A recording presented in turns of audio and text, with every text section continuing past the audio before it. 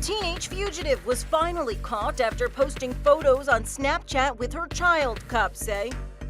19-year-old Kimberly Dolan from Pennsylvania was wanted by police for attempted homicide, violating bond conditions.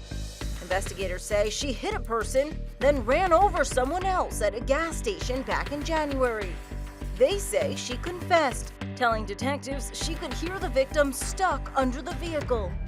In May, Dolan was charged with assault for allegedly hitting a woman, police say, who was involved in a car accident with her grandfather.